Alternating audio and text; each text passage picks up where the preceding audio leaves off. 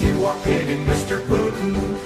If you think we'll run and hide, we've got our boots laced up and ready, standing firm with stubborn pride. Who do you think you are kidding, Mr. Putin? If you think we'll run prepared, our hearts are strong, our will unbroken, every soul is battle squared. Your shadow creeps, but we see through it. Your bluster's just a hollow game. You may march, but we're not shaken. Our spirits roaring just the same. We've got our flags high, flying steady. Our voices loud, we'll make it clear. The world is watching, the line is drawn. We'll defend what we hold dear. Who do you think you are kidding, Mr. Putin? If you think we'll disappear, this land is ours and we're united.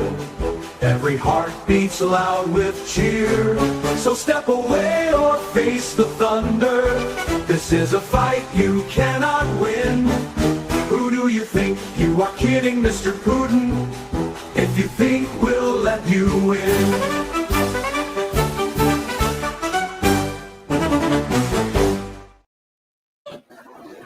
Yay! We're live!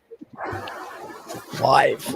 So, as you might have noticed, guys, we've got a slight change to the agenda tonight. Our illustrious leader is driving home at the moment and he's got work tomorrow. After, despite his protests, Mike did a fantastic job with his bike challenge, and he did a fantastic job and achieved a lot for Help for Heroes. So he's done it. He's played a blinder. He just doesn't know it yet. So you're stuck with myself, Hawkins, Alan, and Ben for tonight. Start with Ben. How's it going, mate? All good, all good. How's it going with you, buddy? Any happier? I couldn't live with myself, mate. Look what's going on in the world. Keeps us on our toes, keeps us busy. It does. Alan, how's things? I saw you on Shadow Scout the other night. Yeah, I'm doing good. Shadow Scouts, they're always good. They live streams. They go on forever though. I was bursting for the toilet halfway into it. I thought I'll just wait. But, yeah, good mate. Good. Hawkins, our ever-present man of mystery. How's it going? Yeah, I'm all good, mate. Certainly better than Mike's feeling at the moment, so can't complain. Well, we did tell him that, the seat wasn't an optional extra and the post wasn't going to work. But fair play, his parents raised no quitters and he did it. Yep. Well, so rather him than me. It's not something I would have been able to do, that's for sure. To hell with that. No. He took it well. 178 miles, he did well. He was a legend. So tonight, as the headline hinted, is a discussion on winter preps. Do we need to change anything from the summer season to the winter season? Do you change anything personally? And just to see what everybody does, get some ideas out there for us and see if we need to change our own preps. So, Ben, do you make any seasonal changes as you get into the autumnal season for winter or whatever? What do you do differently now, if anything? Oh, pretty much. It's a massive deep clean in the house. We deep clean everything top to bottom, put all our sheets that we've used in the summer going into autumn. Because it's like now we had the 4 heat waves, in a sense, back to back. So we kept our very thin sheets out. Now we're bringing out our 10.5 tog, I think it is. The wifey knows the togs better than me. But our thicker blanket out and the Sleep Bright thermal mattress cover, because the arthritis needs the warmth in the winter. So you go for domestic changes like that. What Pretty about much. Your prepper stores or maintenance or anything like that? Is there anything you do different in regard to that? Not really. I mean, I just make sure I keep the solar panels all clean, make sure they're all moss free, because I had a bit of build up on them the other day because I've been a bit lazy and been bothered to actually give them a clean. So they've been cleaned. But mainly just testing my power banks, because somebody told me a while back that in the winter, the drainage on the power banks I got a little, let me get it actually, one with a built-in torch like this. And this one tends to die a lot quicker in the winter on its own accord, even if it's not being used. So genuine maintenance, that's it. I don't really Battery. do much in the sense of food preps on, I think, except rotation of stock, but the rest is all right. There's this who's put it, winter preps get a wood burner like a real prepper. I know, sadly, I am not a real prepper, as we all know. If shit hits the fan, I'll have to set fire to the couch, hopefully drag it into the garden first. Hawkins, we'll jump to your good self. You might have a slightly different spin on this now because you invested in some electrical improvements this season. So is that going to have any impact on your preps? Electrical improvements. Makes life easier, doesn't it, if there's a power outage? Obviously, I don't know yet. I'm still gathering data from running it all and stuff, but certainly in the summer months, in a grid down, I would make far too much power than I could ever use. And obviously that's going to curtail off towards the winter season. But I think even in winter, the deepest, darkest estimates were like a minimum of 5 kilowatt hours a day. So that would always be enough to power the fridge freezers, which is kind of the only thing that we really, really care about should a power outage occur. So that would certainly buy time to think about things. But I suppose prepping towards winter now, over the next month or so, sorting the garden out. I've already thrown the 6 kilo propane tanks in the back of the van to get filled up this weekend or this week, and then throw them back under the gas barbecue. Winterize the garden fully. Probably go through a rotation because it'll be about a month's time to kind of drain everything that I've got, which takes a LifePo 4 battery. So radios, gadgets. If you ever come around, you'd understand how big a task that is with the amount of electronic gadgets that I've got in this house. But try and work through everything basically and give it a cycle. So that way I've done it twice in a 12-month period. And then I don't stock up anything extra for food because everything's kind of full already. So then the other things would be I'll have a little dig through the old get home bag that sits in the van, the work van that is, and make sure that's all kind of good for winter. And then throw my big coat because I'm a northerner, so just put my big coat in the van, and should the worst happen, just put my big coat on and I'll be fine, won't I? Drag the van out of a ditch with the big coat on and walk home. I like it. Alan, I've came to you last because probably out of everybody here, with how you tend to do things, you'll probably have more changes or seasonal changes than the rest of us. Do tell. The seasonal changes for me are always very, very planned and very laid out. So I mean, I've got two sides. There's the domestic side, and then there's the wilderness camping type stuff that I do as well. So we'll go into more detail on the domestic side, I'm sure. I mean, for me, we're kind of a month early. I don't really do much of the domestic side until round about October time. That's when I start battering down the hatches a little bit. So that's vehicle preparation, the garden, the house.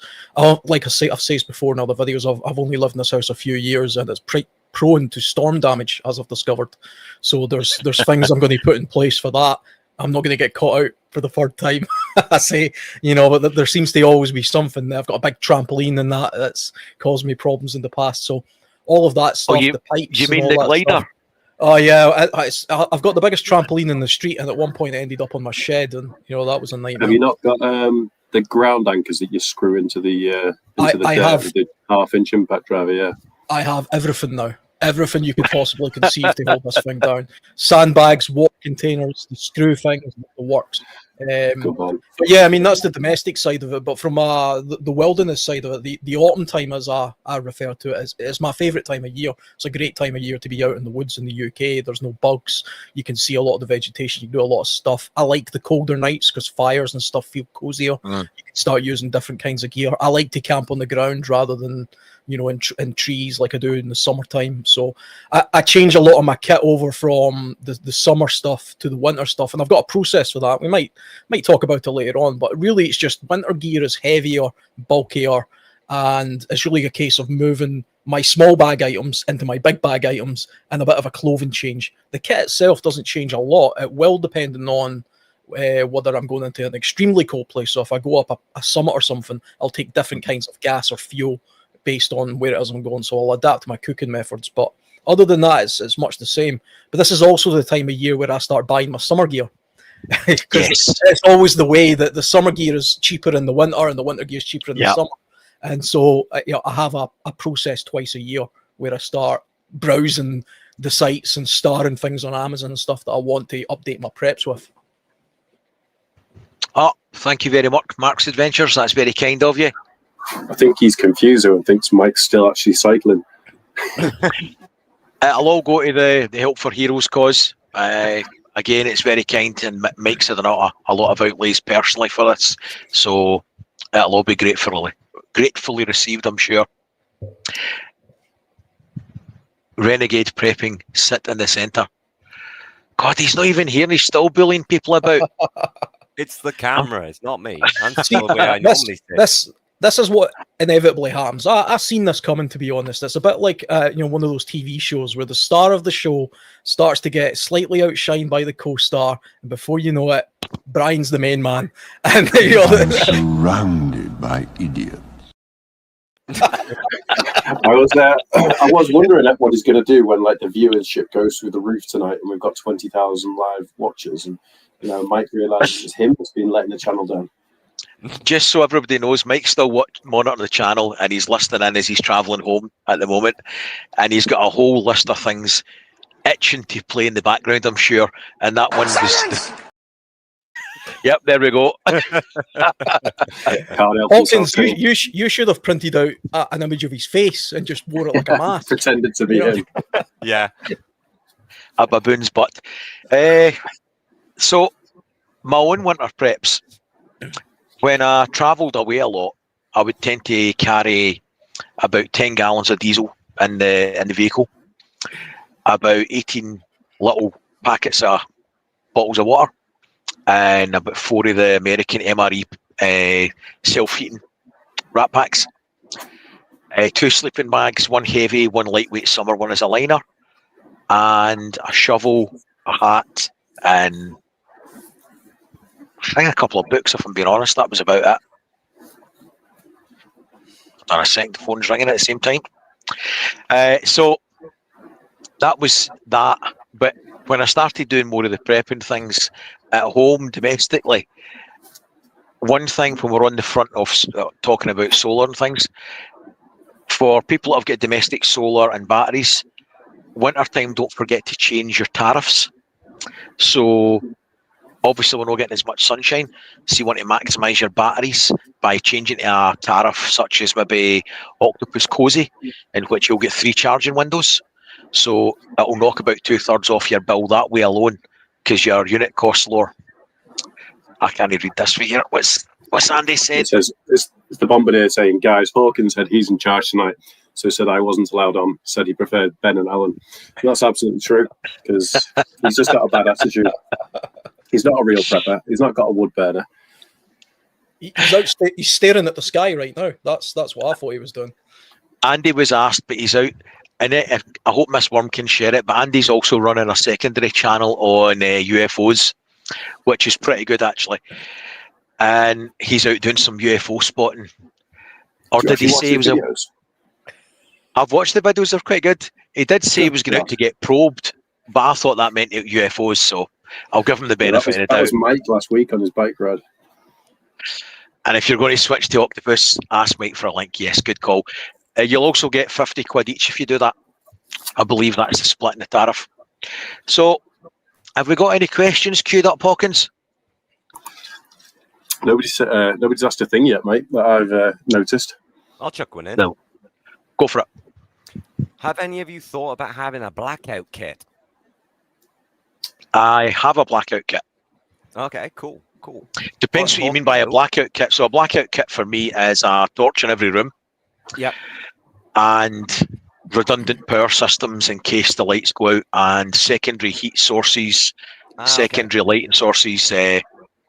So for me, the blackout kit would be battery backup for the house, 10 kilowatts of solar panels, 10 kilowatts of power banks and a standby generator, and probably about 340 candles Okay. ish. All right. Then what I'll do, I'll emphasize on that a bit then, because that is a bit of a broad spectrum. Because when you said you'd have a torch in every room, what I mean by Yeah. a blackout kit is an actual dedicated kit, a small one, nothing big, but it actually came from the wife. She gave me a bit of a scenario to run through in the house with her, and I was like, okay, go for it. And the scenario was, you know where everything is in your house, but if you are in a situation where you're stuck out in a hotel or something, and you don't know the layout of that hotel that well, if you for some reason are so tired you've just gone straight to bed, and SHTF, there you go. I had to get that right this time.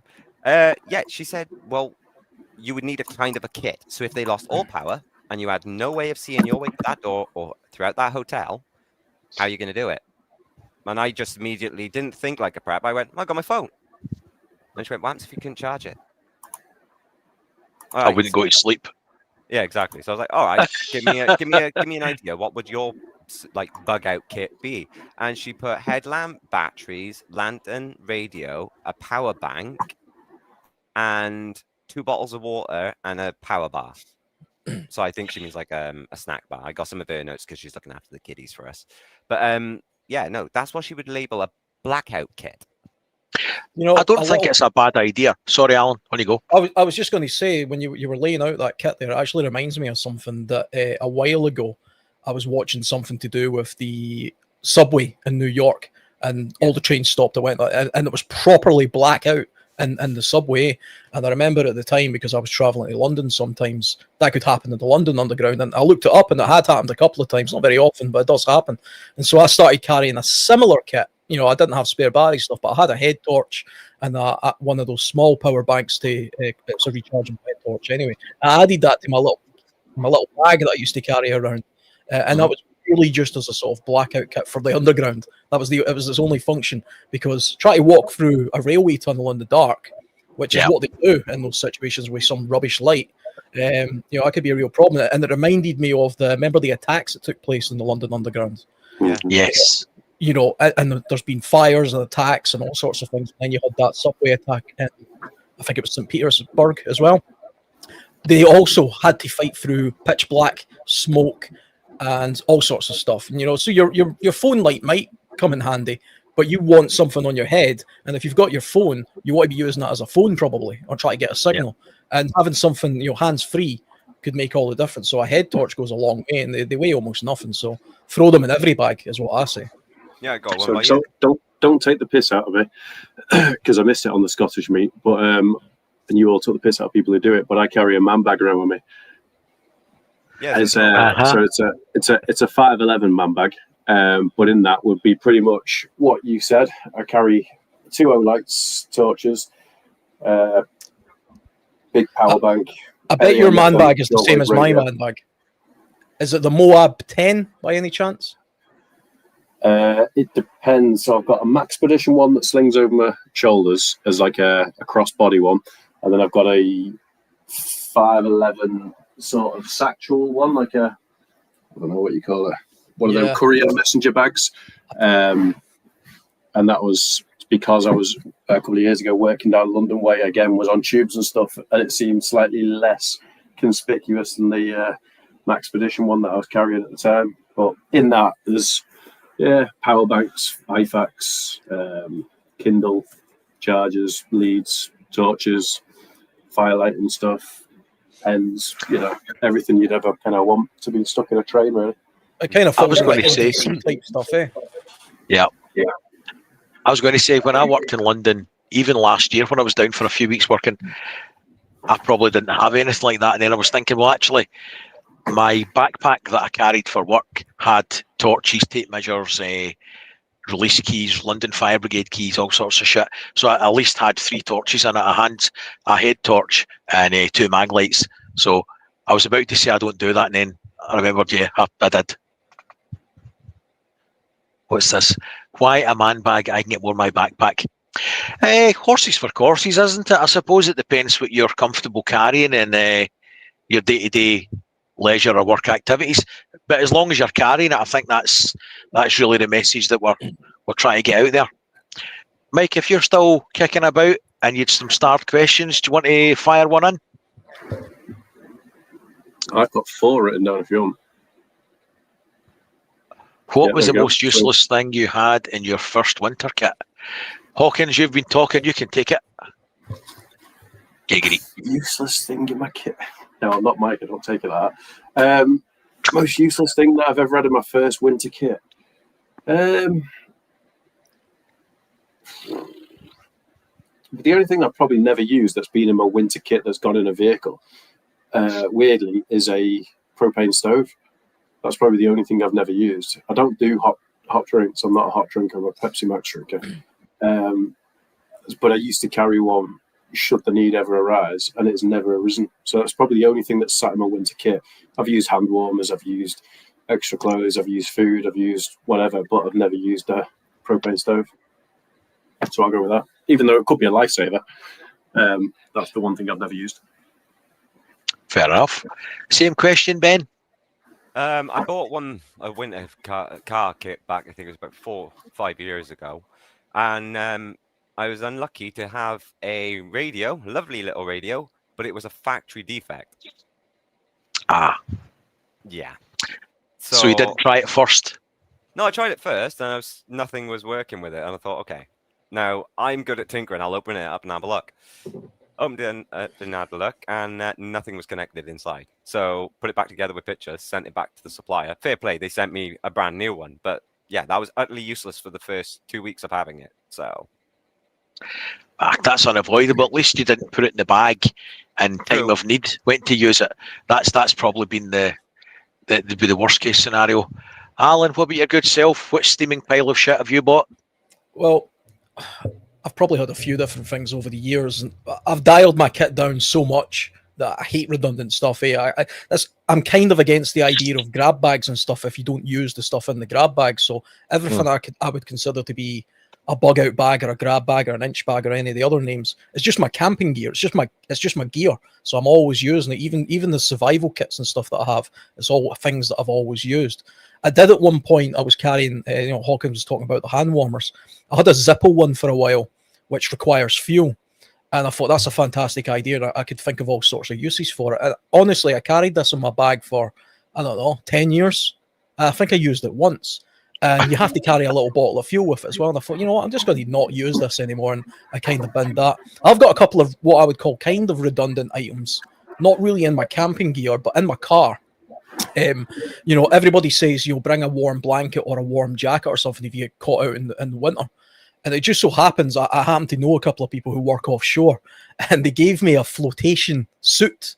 It's a full-on one-piece flotation suit. It's way overkill. I mean, this thing's designed for you to fall in the North Sea and float and survive.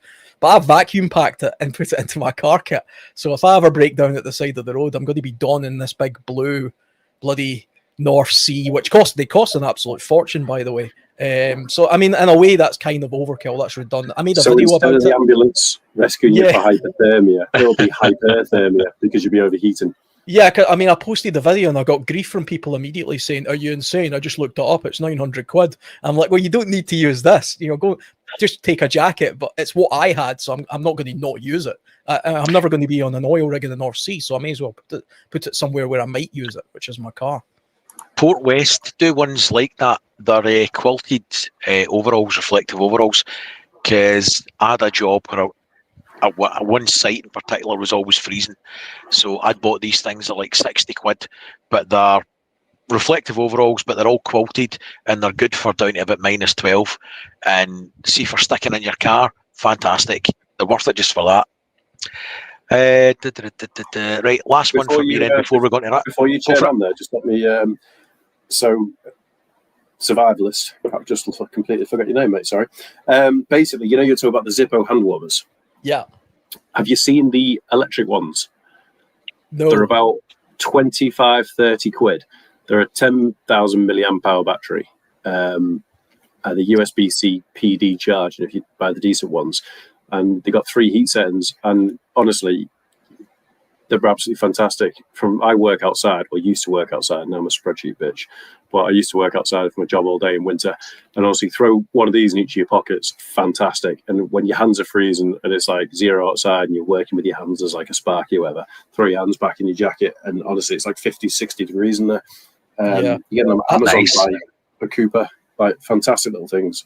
I have seen I've seen the motorcycle clothing versions of it, which is you can get warming jackets and gloves and that for motorcycles, and I've also seen the liners as well. It looks like a foil waistcoat that's powered up to a small power bank, and it works the same sort of way. So I've seen them. I've never tried them. I always thought that would be one of those things that would break after about 3 uses. But I mean, if you swear by it, I'll maybe check it out.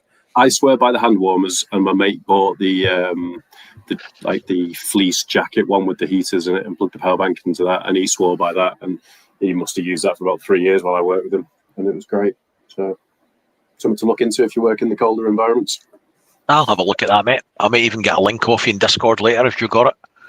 Yeah, I definitely work in cold environments, so it's probably something I should be looking into. Before I jump onto Rob's question, one useless thing I bought was my first folding shovel. And the first time I used it, it fell to bits because I bought one and it came in a little pouch, and I was in a Toyota Hilux with no phone signal down the bottom of a side of a mountain outside a remote power station, and I couldn't get back up the hill even in 4-wheel drive, and I thought I'll just dig myself out with this little shitty folding shovel, and after a couple of scoops it snapped in two. So check your preps, use your I'm preps. surrounded by idiots. As some people have shown you, who everything they touch either spontaneously combusts, floods, or generally goes wrong, learn by other people's screw-ups, and you've came to the right place here, because either it'll happen to me or somebody else who remains nameless. Mike. Here's one for Rob, or from Rob. You will not cry. He's a control freak, isn't he? He's in his element. Brian touched on it before. What do people do for winter vehicle preps? Alan, do you want to take this one first? So winter vehicle preps. So I've got a car and a motorbike. The motorbike's newer than the car. The car's a bit of a banger. So, I mean, out with ordinary maintenance of the car itself and the bike itself, I've changed my my service dates so that it's in the winter. So my bike's service, it used to be in the summer, now it's at the end of October. That's when I winterize my bike. I put it away for the winter, and I have a trickle charger which keeps the battery ticking over and things like that. I fill up the fuel tank right to the max, and I put a fuel stabilizer in there as well, and that just prevents moisture and things like that building up. I put a sheet over it sometimes as well to try and stop the condensation, but I kind of get a little bit of it in the shed as it is. With the car, it's kind of similar. Same sort of maintenance program as well. I have a dedicated box that I always carry in my car. It's always winterized anyway. The only thing that I would perhaps consider putting into it is, if I knew there was going to be more than just me in the car, there's very unlikely to be any more than 2 people in my car, to be honest, at any one time. But if there was going to be more people, I'd probably consider putting in a couple more jackets or a couple of wool blankets or something like that. I don't have like special tires or chains or anything like that because I'm too broke to buy the tires, and the chains I think are unnecessary. I will consider taking things like grit with me though, and a snow shovel if it's snowing. If it's snowing and things like that. And I've also heard cat litter is quite good for getting a bit of friction under the tires if you find yourself on black ice. I've never tried it, but I did at one point carry a bag of it because I'd heard that was a good thing to do. Friction is always good. Yellow teapot's about to be pulled over by the police next time they're driving the car if they always keep an accident. Hawkins, have you got anything in particular you do? So personally, I don't really drive much in my personal life outside of work because I hate the roads because they're full of fuckwits who can't drive. But for work, I drive about 70 miles, 140 mile round trip a day at the moment. So I throw, yes, fucking shit. But so I throw, again, kind of the bag and I've discussed before. I have some rat packs in there. I have a crate of water in there. But for winter specifically, I have a large inflatable mattress that can lay down in the back of my little Transit Connect that I drive. And I have a winter sleeping bag. and a blanket as well. And if I had to, I'd just pull over at the side of the road, inflate it in the back of the, or let it inflate itself in the back of the van, and then just bury it in for the night. So now your boss knows that the 70-mile trip is taking you 3 hours because you're in a lay-by sleeping for an hour and a half. Is that what we're saying? My boss can see exactly where I am because my vans are tracking me, unfortunately. Ben, what about your good self? I just go with the typical stuff. I keep an extra pair of really sturdy, either JCB or rigger boots, whichever I get the cheapest in a deal. I scrape some de-icer, a bag of wooden pellets. That's why I mentioned the wood pellet cat litter, because that does work amazing if you're bogged down in mud. It just clumps up under the tires, gives you a good bit of push, and you're out. It's good stuff. What else do we keep in ours? I have to think now. We keep extra snacks in the glove box, so we got like a little survival glove box. You got a little our car first aid kit, and then next to it, a couple of protein bars and a few like powdered milks for the kids if they need it, and an extra shovel and some jump leads. That's about it, really. Good. For myself, more or less the same. I don't travel into north of Scotland anymore. I don't do remote working like that, so generally tyre pressures in the run up to winter. I don't swap out winter tyres because it's a company car and I don't care that much about it. So I'll check my tyre pressures, potentially drop it a bit for snow. I carry snow socks in the boot. The cat litter thing I've never known about. I'll buy a bag of that and try it because that's a good tip. I'll take that on board. And yeah, that's about it. My bug out or get home bag I tweak for winter time and just change that round. But other than that, pretty much the same.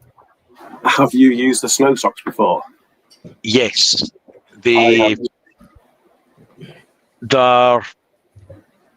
tell you can reuse them. That's pretty much a lot of crap because as soon as you get out the snow, you ain't stopping. So you drive them through all sorts of slush, pebbles, bricks and everything on a good bit of road until you get to where you're going or they fall apart and disintegrate. So for me, they're one-use items and they're disposable. And snow chains I've never tried. A couple of years ago, I was in Huddersfield working nights when the Beast from the East was on. And if you to get out of Huddersfield to get to work towards the M62, you've got to drive uphill, fairly decent bit of a couple of 100 feet, I'd say.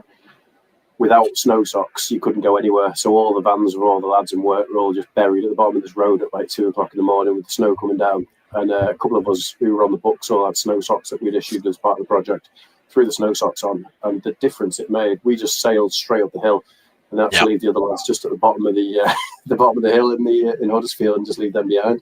And they went back to the depot and stayed at the depot for the night. But snow socks really worked. Like you say, though, I drove them for probably another half a mile to a mile after the snow.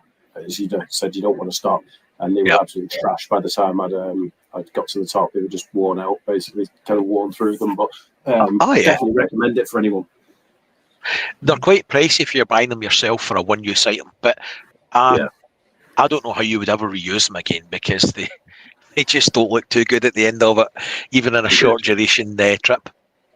So you see the winterization of your car can't be underestimated on this because the amount of people every single year people get trapped on motorways in the winter and you can't move. It doesn't matter if you can get out of it. You're just in a huge queue and people don't tend to dress properly for the winter if they're in their car. So if they know they're working in an office environment, the amount of people that will just jump in their car in their shirt and tie and their normal shoes, and then they know they've got a 30-mile commute, and then they're getting into a warm office, but they could end up trapped in the motorway overnight.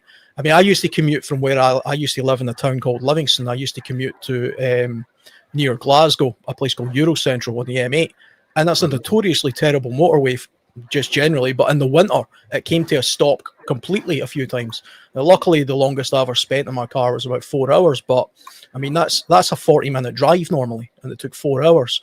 And there was people on the M6 that winter that were out overnight, and nobody really came to help them. I think they were getting checked on by the emergency services and getting handed bottles of water, but that was it.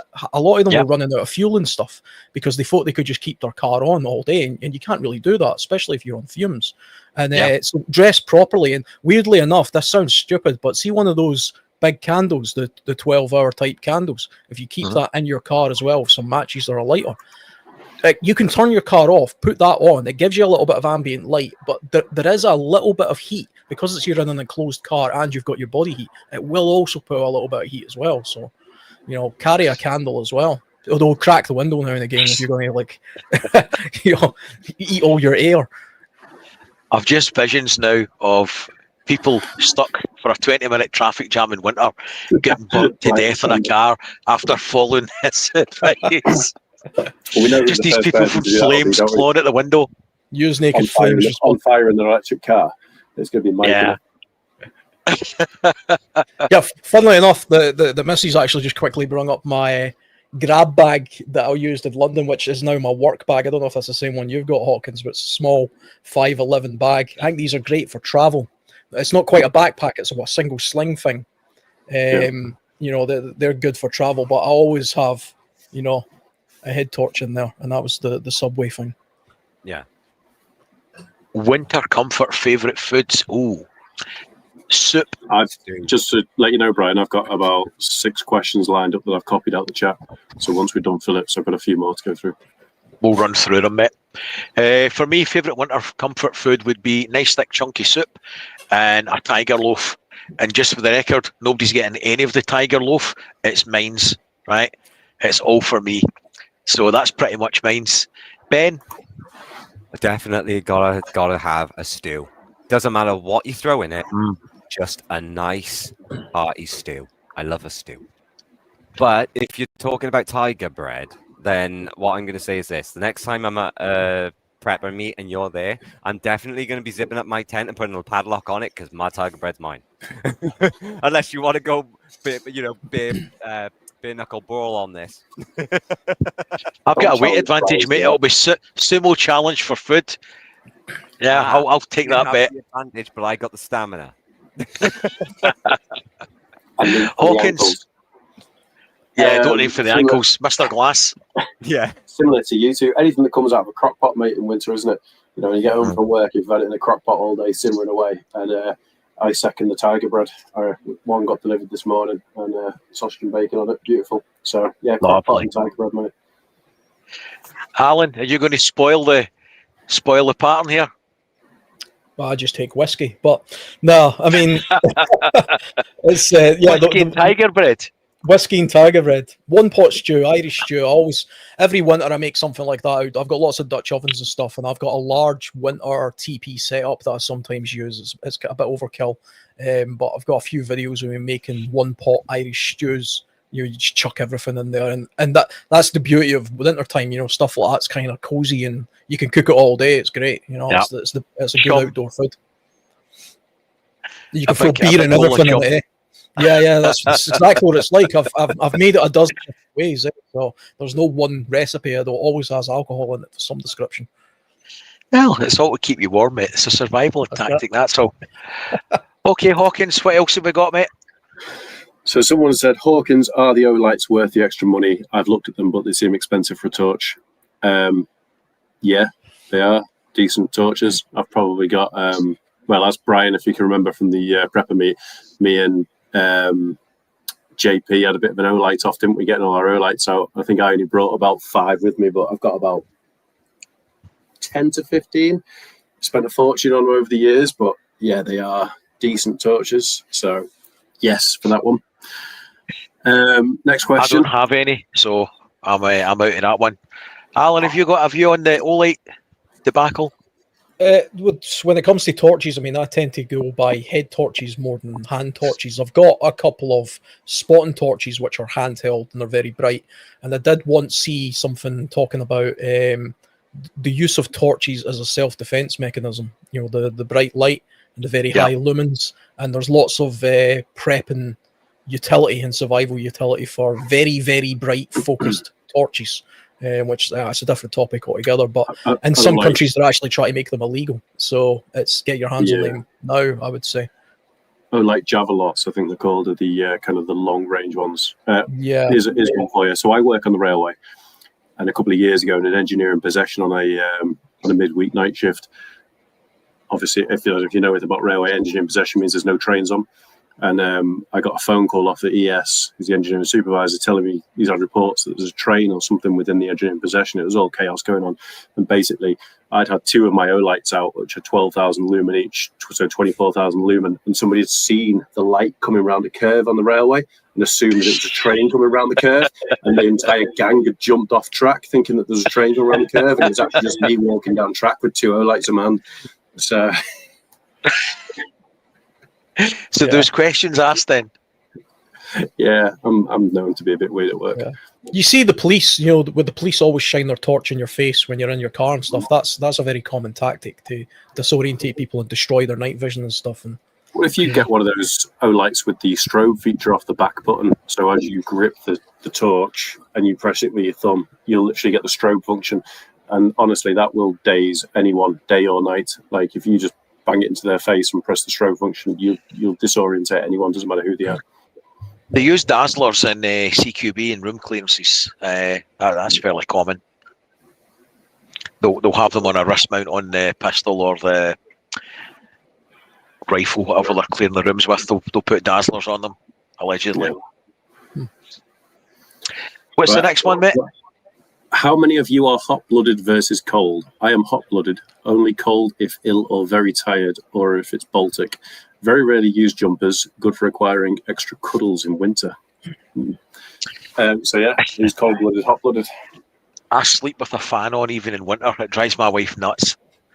The central heating's set for 22 degrees throughout the house. And in winter time, it could be like -7, and I'll have a fan on in the bedroom, and she goes bananas, absolutely bananas. So that's pretty much my answer, mate. Ben? I'm Brian, and so's my wife!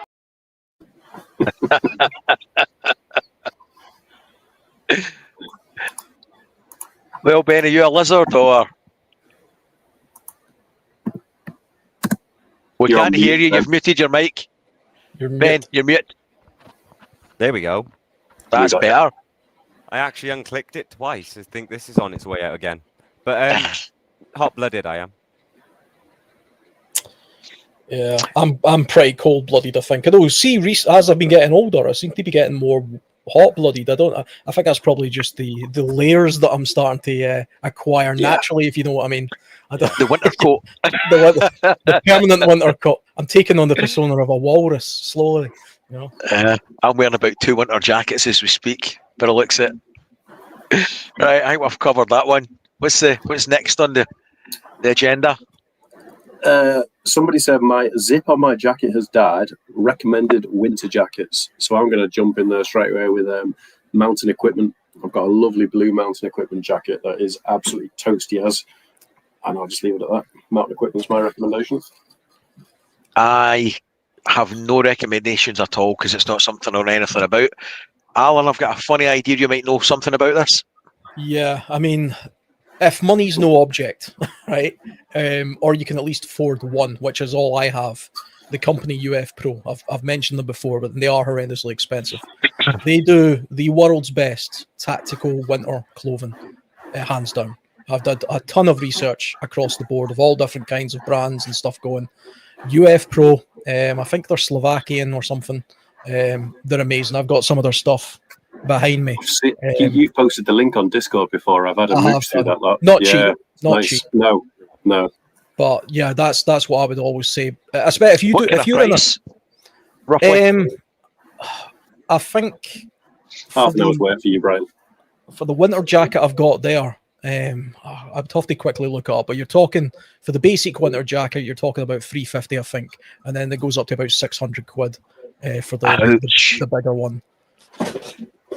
I mean, wow, that's. Mike. Say again, Ben. You went very quiet, buddy. I said I probably would agree with Mike. Army surplus. SAS smock. Yeah. I'm not very good in the fashion department, as you guys can tell. Let's be fair. But if I was to offer anything, I always go to ex-army surplus all the time, showing support at that. Oh, there you go. Oh, nice. So it's very lightweight. It's very lightweight, right? The lighting in here is quite bad.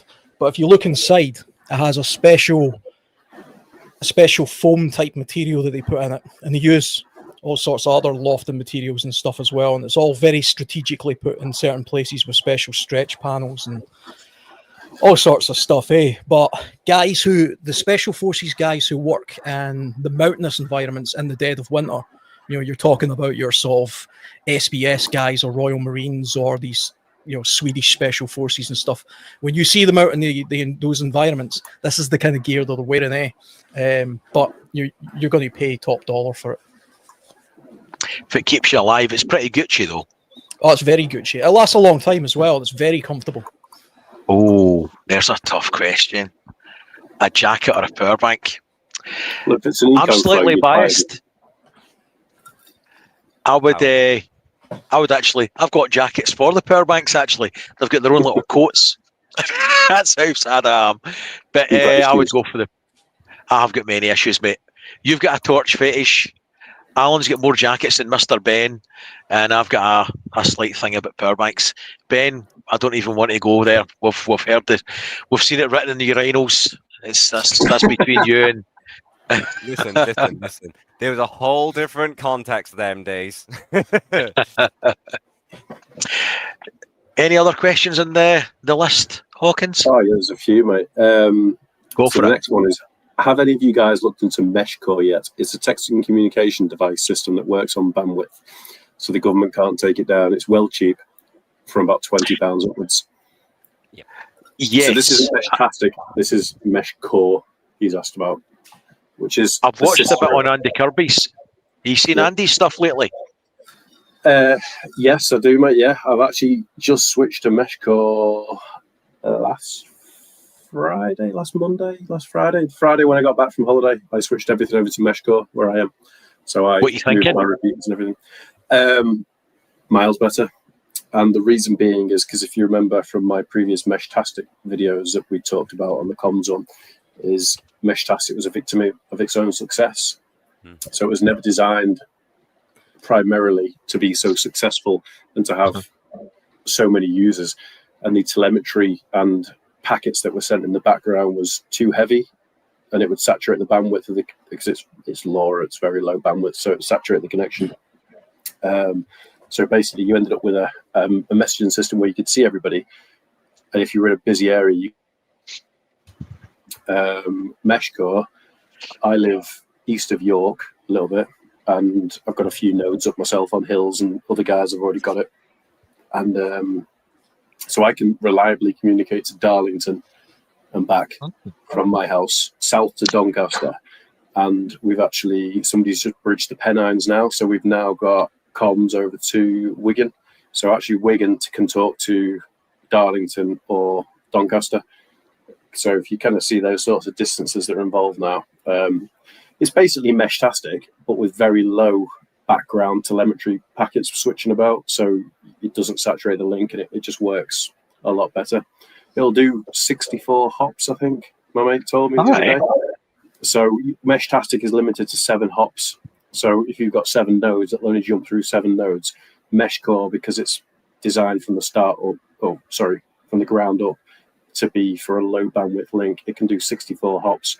So if you get enough nodes up around the UK, with MeshCore, you'd essentially, potentially, get sort of a UK-wide comms network.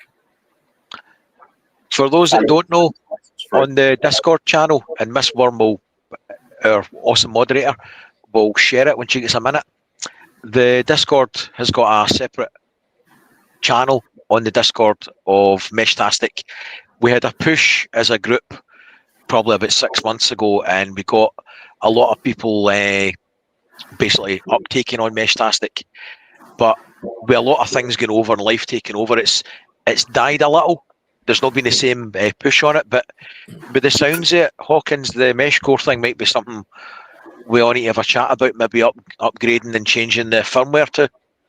Yeah, it's literally just a flash of a firmware on it, mate, and you're good to go. It just depends how many people in your area have obviously taken it on board. Basically, the people who run the repeaters or the routers on hilltops are the guys you need to change over. But yeah, it's definitely something that that's worth looking. And there's a few people already, like in Manchester yesterday, who were up and chatting, and they've got MCOM in the name, which is emergency communications if case you didn't know. So there's a lot of people asking already, because I've got they have room servers. Unlike, in Meshtastic, you can just chat to each other. Yeah. Well, on Meshcore, it was designed from the ground up to have room servers. So I've got a room server hosted called Preppernet, and you can basically log into that room server, and it doesn't matter if the other person's online. They can leave a message on the room server. It's like a bulletin board system from the 80s. So All right. if you could only get comms out for a brief period, you could log into the room server, see the messages that will get relayed back to you as soon as you log in, and then you can then message back with what you want and then disconnect again. So we're almost certainly going to need to have more chats about that as a group then, because that sounds like it's going to be the way to go for us. Obviously Mike's going to need to have a think about it and see what he wants to do, but it sounds for what we want it for, more stable. Doesn't know what we're talking about. It's basically, and because we didn't give any context there, sorry for anyone who hasn't got a clue, it's an offline messaging system that uses a small radio that Bluetooths to your phone, and you essentially use a program like, I don't know, Telegram or WhatsApp or something, and you can send text messages to each other about 160 count. There you go. Brian's just got it out on camera. I mean, he's got his mesh core out on camera, and you can message each other. So it's a great little system. Meshtastic works if you've not oversaturated the link and if everyone's got the latest firmware and blah blah blah blah. But if you're in a busy area, it's just completely useless these days, unfortunately. But Meshcore, much more reliability out of it. So yeah, just a question. We'll talk about it. Go ahead, Ben. Is there a way to check around my area if anyone's on Meshcore Meshtastic? Because I was thinking about setting up some nodes down here. There is a Meshtastic map online if people have let their nodes be discoverable by something called MQQT, and there's the same for Meshcore. A lot of people disable them, so you can't tell. So the only way to find out would be to buy the hardware and find out. But you can do a simple line of sight calculator, so you can go onto a website like heywhatsthat.com, put your home location in, and that will give you a line of sight calculator out to all the hilltops and everything. You'll see how far your signal can get out. So it'll give you an idea of, if you did buy one, how far could I potentially talk to? So if you're in like a mountainous area and you live at the top of a mountain, you might get out for 70 kilometers. If you live somewhere else, you might get, 5 miles or something, like 10 kilometers, something like that. So it depends, mate. But I'll spam some links if you want into the Discord. Yeah, that'd be great. I've seen it done, and I've not tried it myself yet. But one of the guys got a little small LoRa transmitter, one of the mesh ones, hot glued it to his Mavic 4 drone, stuck it up in the air, and it gave him coverage over a massive area. He had his own mobile hotspot, and for 30 minutes at a time, he had a 500 meter or 400 feet high satellite, if you like, that was given a huge line of sight area. Yeah. So just for context, I was on a plane the other week, and I may or may not have had a Meshtastic node sitting at the window, and at 11.5 kilometers in height, while I was texting Brian on my satellite messenger, talking about MH370, I was getting 570 kilometers, 580 kilometers distance on Meshtastic, and having reliable talks to people while I was flying past Portugal and Spain and stuff. So yeah, you can, again, it's line of sight. So if you can get the clear altitude on your side, you can get a very long distance. stick it on a drone, fire it in the air. It'll give you 30 minutes of comms per battery. Yep. So interesting. Weather balloons as well. Yes, on a tether. I've seen that. Before we bore everybody to tears with mesh, well, that might be something worth doing in an updated video at a later date, because there seems to be a lot of changes we might need to take on board. Have we got any other questions sitting, mate? We do. Somebody said, in a winter shit hit the fan non-nuclear scenario, would you grow hair longer, including facial hair, for warmth? Yes. Yes. Yes. Yep. Obviously not on my head, because apparently that stopped growing about 3-4 years ago.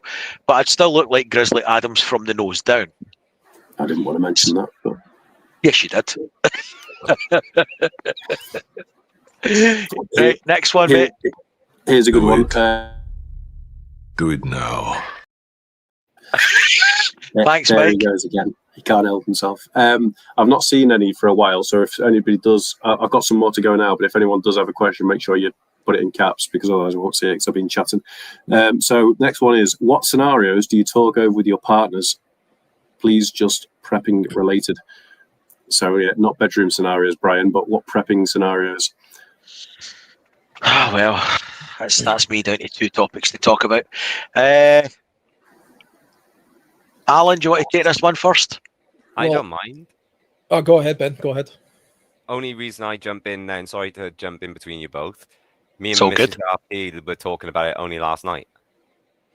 As you guys know, and many other viewers know as well, I like to watch Ukraine and Russia and keep up to date on that. And funny enough, me and Alan were only talking about analysing things a bit more with the state of how things have gone over the last sort of, what was it, Alan? Fortnight, 3 weeks-ish, we was roughly saying. But no, me and Mrs. RP were talking about running different scenarios because the world is ever-changing. I mean, one example which I'll tie in with this question is Trump said no more wars, yet he's rebranding the Department of thingy to the Department of War, Department of Defense to Department of War. And it perked both mine and Mrs. RP's ears up. And with us having children, we were saying, look, it's time to do some real life scenarios now. At the end of the day, you've got to prep, you've got to be prepared. And the only way to do so is through what I say, followed by example. So We had a situation last year, and I spoke about it in one or two videos. I think I'm relatively well prepped, or I try to be. But myself and my wife were out on a cruise ship, probably about 7th of December last year, and there was a power cut back at home. So domestically, the batteries were all full. The power banks were all full. The generator was tested and had petrol in it, but neither my son or daughter had a clue how to access or use any of the preps. Fortunately, we were in port that day, so I was able to talk them through how to turn on power banks and use them in different things. But that was a major failing on my part, that although I had went to the expense and time in procuring preps for my family, it should never be reliant on me actually having to be there to facilitate their use. So yeah, that's discussions need to be had. And the problem is, as preppers, that generally we're tolerated at best by our family, and sometimes you could be actively blocked because they might think you're a nutcase. But fortunately, I'm tolerated rather well, but I was remiss in not educating my family and how to use the kit. So yeah, conversations need to be had. Alan, have you had any scenarios you've ran through with your better half? Yeah, well, for me, I mean, probably maybe like you, Brian. Say, like Rob. Lots of other people. My missus has got zero interest in survivalism or prepping or any of this kind of stuff. But there's a few covert sort of ways I've shoehorned it in over the years. I mean, the first one being the general householdy type stuff, the winterization of the house. She's on board with that. And she's on board now with the idea of buying things a little bit ahead of time. So like cooking oils and bulk items and rice and stuff like that. Buying more than you actually need. And then buying more, even though you've got some in the house. She could never understand what the point of that was. You know, now I think she does. But one thing I've always done, and I've done this for years, is I go on a family camping trip a couple of times a year. I try to. I make a point of pointing out exactly where all my stuff is. Most of my stuff's pre-packed anyway, but she helps put everything. She sees the whole process of me taking the items we absolutely need, putting it in the car, the order in which it gets set up, you know, wherever it is we're going, the locations we're going, and things like that. So, I mean, if I was to suddenly drop dead and for some reason she had to sort of not be in the house, with the equipment that I've got, she would be able to at least be in a shelter and have warmth, even in the dead of winter. And she's also aware of where I think I think she's aware of where 2 of my caches are. I have been toying with the idea of putting a map together. It's a double-edged sword because then you've got a map of all your Send the map stashes. to me, Alan, and I'll make sure that your missus gets it. And you're incapable. Yeah, I think I'm going to do an update on the caches soon, and I probably will put some sort of map together for her. Should she need it in some scenario. But yeah, it's a covert thing for me. It has to sort of slip it in as an activity rather than anything else, because if I start talking about this kind of stuff, I can see her eyes glazing over immediately. I wasn't sure he Hawkins. was talking then, Alan O'Brien, when he said covert and slip it in the same sentence. We're supposed to keep it on the prepping topics. I never mentioned anything sleazy for once. I've left that to you guys to lower the tone. To be fair, Have you had when it's discussions, never- Hawkins? I discuss stuff. My missus is quite tolerant in regards to the prepping. However, she wouldn't have a clue how to use anything in the house, really. I mean, she's a licensed ham radio operator, but All right. could she use it? I don't know. That's the question. I don't know. She's got everything she would need to survive in this house for many, many, many, many, many months. But she'd probably be dead within 3 days, to be honest. So it's something that's on my list, and she's listening in the other room now. So she's nodding away to herself, but she knows that there's scenarios that need to be run through and more learning. She knows how to, well, I say she knows how. She's been shown how to power the house from the solar and the off-grid system to Excellent. into generator mode and put the 32 amp commando socket in and do that. But I'll probably just write some instructions up, and I need to make like a laminated folder really that can just sit somewhere as a shit hit the fan thing if I'm not here. But yeah, as long as I'm home within a day, she'd be fine. But after a day, she'd just die surrounded by preps that she wouldn't realise. So The laminated folder is a great idea. Everybody should probably do that. just if That this is a good happens, idea. If this happens, do this. Yeah. Aye, that's a good idea. Do you want to borrow my satellite messenger for your Florida trip? No, it's fine, mate. I've got some contingency plans, but thank you, sir. You're a gentleman. Do you find that more or less people are getting involved in prepping? Ooh, More. first. Yeah, I'd say more. Can I think- jump in there 1 second? Yeah, with yeah. that thing this week? So I've got a friend of mine who's in a prepping signal group that I have, although I wouldn't consider him a full-on prepper, but he's definitely got his eyes open to the world. He's not clueless, certainly. He's one of the smarter people that I know. And hi, if you listen to this. But he is on the back of what I've talked about and on the articles that Catherine, what's her face, puts out about the power Catherine grid. Porter. Yeah, so he's She's excellent. he's just getting quotes off the same solar company I did, and also Octopus, to throw himself the same sort of solar system on with a Tesla Powerwall 3, specifically for anticipated winter power outages. So I see more people opening their eyes and heading towards, a bit more resilience to the fragile system that we potentially live in. Well, you've touched on the power one there. This is probably an opportune time to slip in this one. Giggity. I heard the snicker before I said anything. Silence! Thanks, Mike. The Norwegian energy companies have pressed the panic button and are predicting low head of water. And given that most of their energy is coming from hydro schemes, that could be a problem for people in Europe that are relying on the interconnectors to their grid fed from Norway, which incidentally includes us. Even if they've got enough water, the Norwegian population have got 10 to 15% higher energy bills now because there's more money to be had exporting to us and other countries in Europe. So they've got a political problem now as well, that the natives are getting restless. This has got relevance to us as preppers, as there may come a time that, just for a bit of background, we tend to draw in between 6 to 7 gigawatts a day through the interconnectors from France, Norway, different places. And always in the assumption that that power will be free flowing and always there should we need it. It may not be.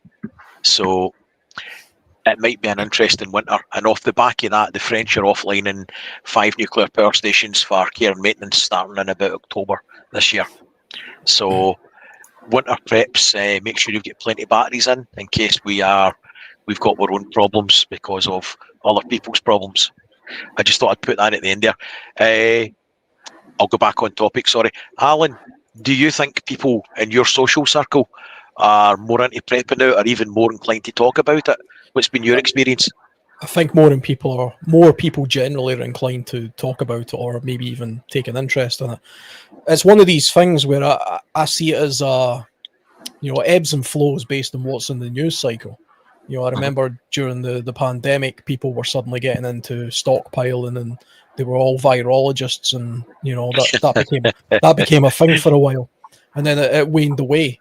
There's certainly more news items about World War III type scenarios and doomsday headlines and this kind of stuff. And we're seeing governments across Europe put out pamphlets talking about be prepared, get these 10 items now type stuff. The UK government historically is slow as hell with this kind of stuff. It doesn't advertise it very well. But I think if I was to suddenly start talking about this more at work, there would probably be 1 or 2 people in the canteen that would say, oh, yeah, I'm kind of into that, which, 5-6 years ago would have just been a case of, this guy's a nutcase, and pay no attention to it. But times are definitely changing. So, yeah. Ben, what's your thinking? Have you noticed people more socially willing to talk about it or engage? I have. And so is Mrs. RP, especially over our local Morrisons.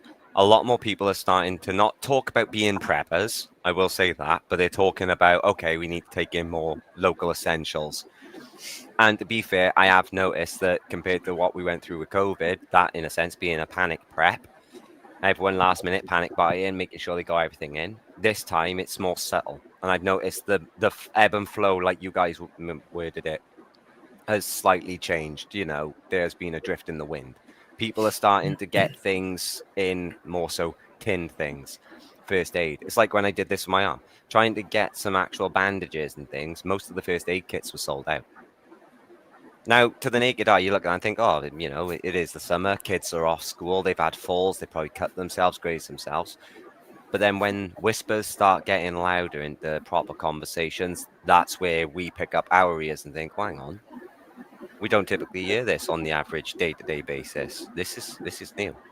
But one point I would say is that we've all been preppers in a way, not identifying it, but like back in the war, there was old terms that were coming out, old sayings as we call them now, like a clean kitchen is a healthy kitchen, and what do you call it? A well-prepared mindset is a happy mindset, things like that.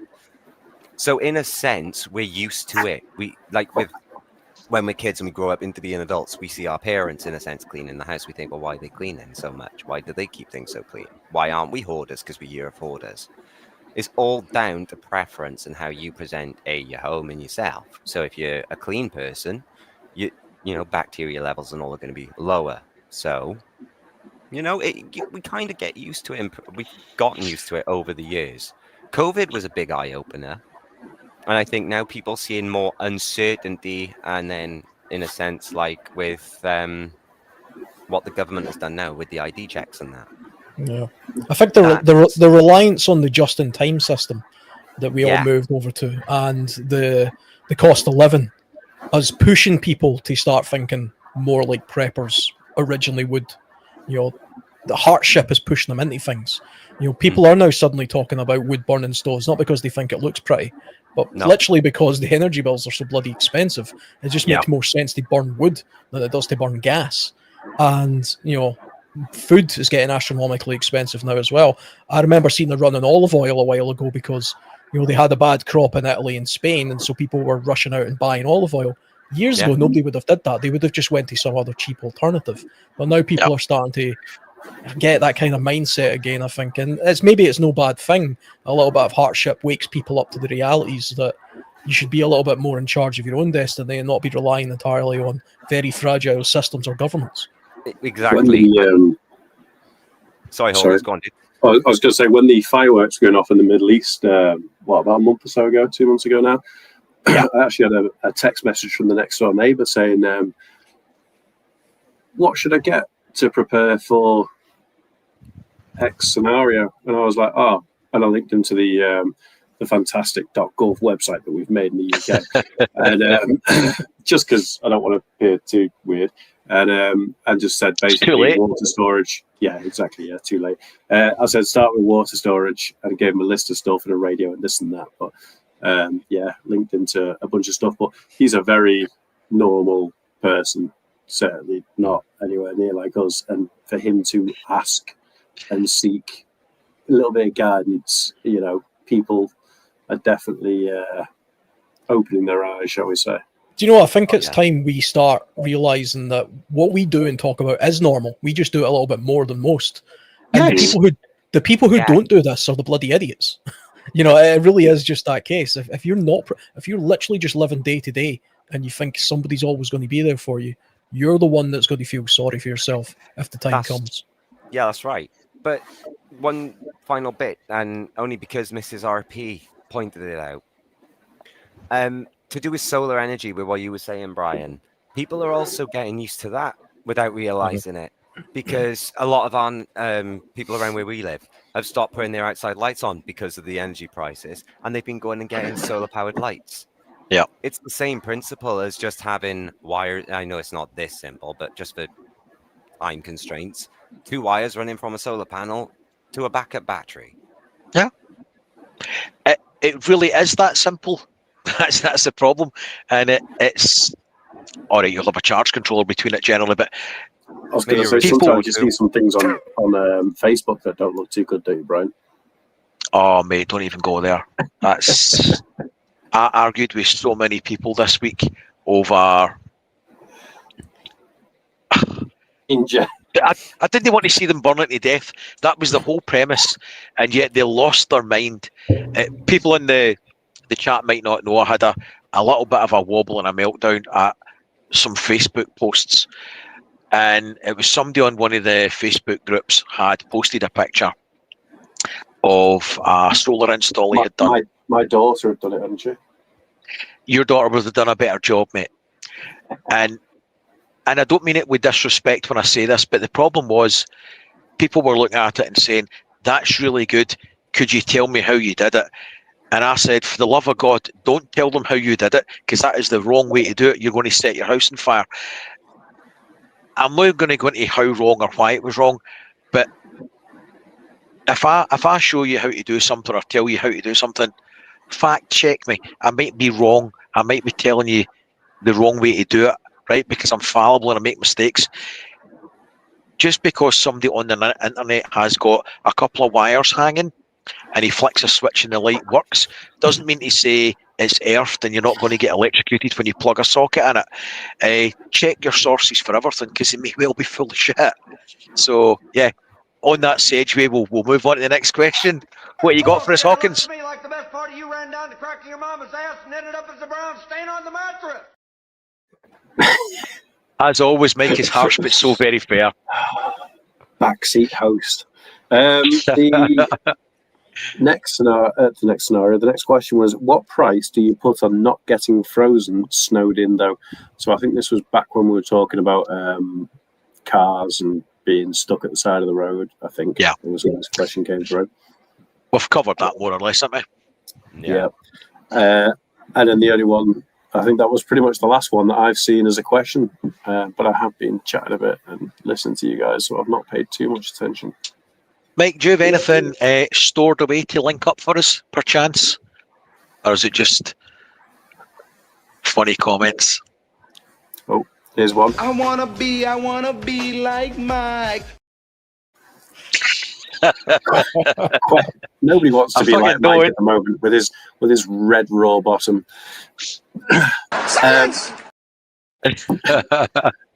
With everything going on in the UK and the powers that be using their ECHR against us, how do you see the UK going in the next 6 months? Oh, right, Hawkins, since you read it, you can answer this one first then. Go for it. How do you see it going? Everything going on in the UK and the powers that are being used by the European Court of Human Rights against us, how do you see the UK going in the next 6 months? Same way as it's going for the last fucking I'll say 60 years, but a lot of years downhill. 16 years. Yeah, I kind of losing faith with the country, to be honest, and I don't see it directly day to day. Like where I live, I don't see the effects of everything that's going on.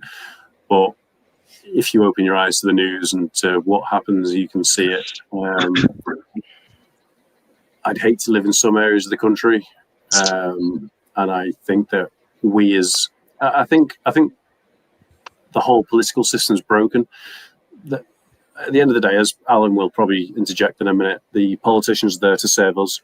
We are the constituents. We vote them into power, and the majority rules. Except for them, we get somebody in power who doesn't listen to the majority and do whatever they want to serve their own agenda. And from everybody I speak to on a daily basis, the country is not run how the vast majority of people want it to be run. So yeah, downhill basically. I don't see it getting any better in the short term, that's for sure. And that's as much as I'm willing to say about politics on camera. It's fair enough. Ben, what's your thoughts on the trajectory of the government or the country as a whole? If you can, come to me last, because I've got my documents up, because I've actually got a bit on this. Okay. Alan, you're in the hot seat, mate. What's your thoughts? Well, I would say, I mean, it's definitely the case that the country is still going down on a downward trajectory, especially when it comes to things like our freedom, speech, what we can and can't do, what we can and can't own. I was talking yesterday on Shadow's podcast about the laws around owning things like parangs and machetes. I've got a parang, and that's the kind of thing the government here will eventually make illegal. It's not individually party political, because it's happening across different political parties. Because I would say it's been happening roughly since 2012, the downward spiral of the way the system. Yeah, I mean that's kind of when it started really bottoming out, and it happens more so in the more devolved parts of the UK, especially. I would say Scotland right now is probably the most totalitarian part of Britain, in my opinion. And it's not because I care about what political parties run in the place. It's just because of the things they're saying and doing. I mean, even us now always self-censor ourselves, and we shouldn't have to do that. We should never have to self-censor ourselves. It's ridiculous. I do think there will be some sort of backlash. I don't think it'll be like some sort of like rebellion or revolution or anything like that. But it's definitely the case that the current UK government is purely there because everybody hated the previous government, and it's a two-party race. So there is nobody else to vote for. You'll probably see a difference in the next election with fringe parties like Nigel Farage's party and Jeremy Corbyn's party and stuff. Those are protest parties.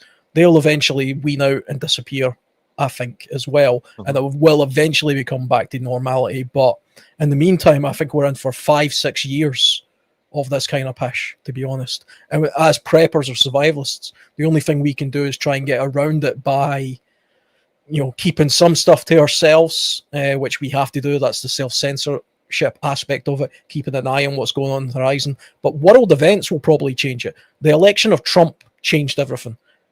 Trump getting in power for the second time ended the woke era. Thank God. I mean, that's now dying on its arse. That was a big political aspect of our culture as well. That's where a lot of the anti-free speech stuff was coming from. We're seeing a little bit of a backpedaling of that now in the UK, and hopefully that will continue. But I can't see it getting any better really in the short term. I think in the long term it will, but we just have to navigate our way around it. And for what I see, preppers and survivalists generally aren't very political. They have opinions, and it's usually anti-establishment. But they're not I've never heard anybody bang on about how the Tories are great and Labour's pish, or vice versa, or whatever. It seems to be very neutrally, they're all shit. I'd vote Brian as Prime Minister if it was up to me. I'd vote me as well, mate. I think, my personal opinion, it's been discussed and hinted more than once that what has politics got to do with prepping?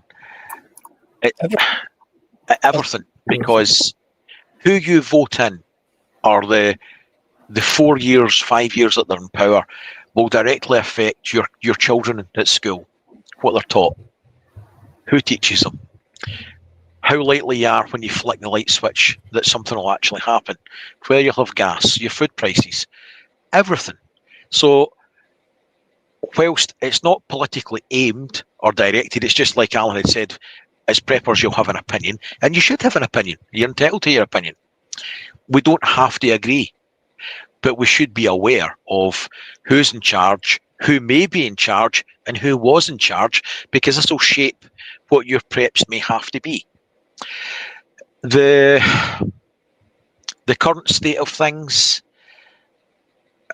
I watch a guy, Black Belt Barrister. You've probably seen him on YouTube. I quite like his channel. I watch him. I like him. He's quite level-headed, and I just follow him. I like him.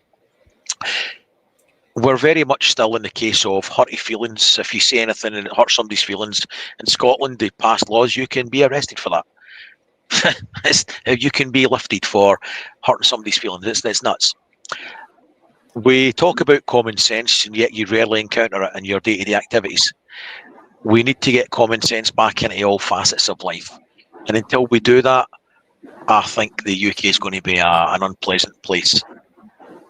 So, Ben, what have you got for us? It's over to you now.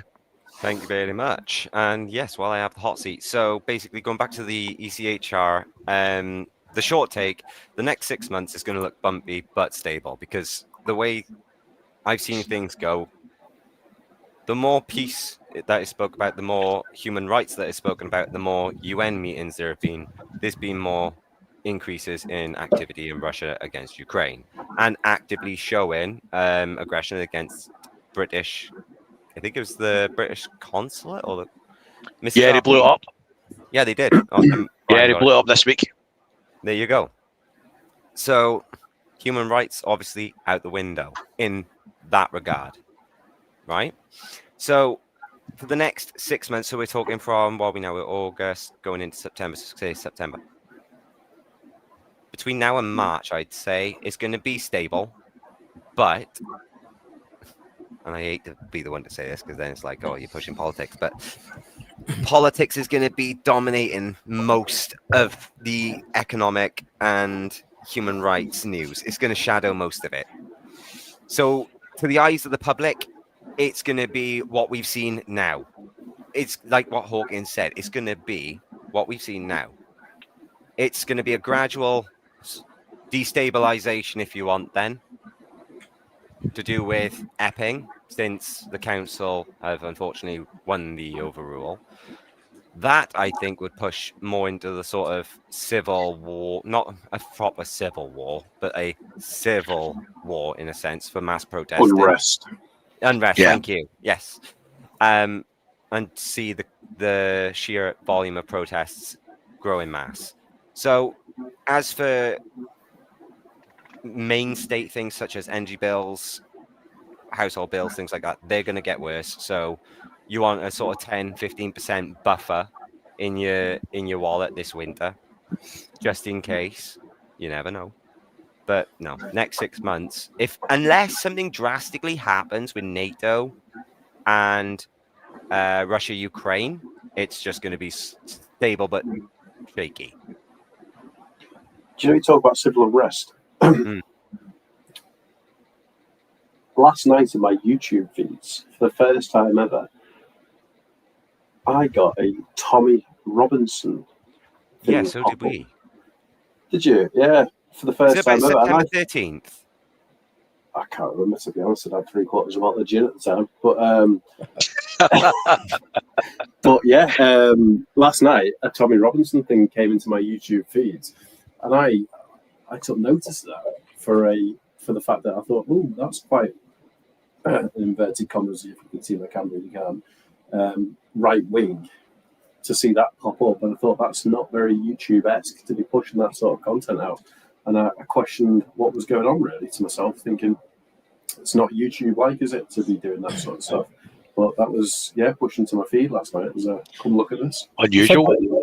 We're seeing a difference with the social media companies now. That's the Trump effect. This is what I was talking about earlier on.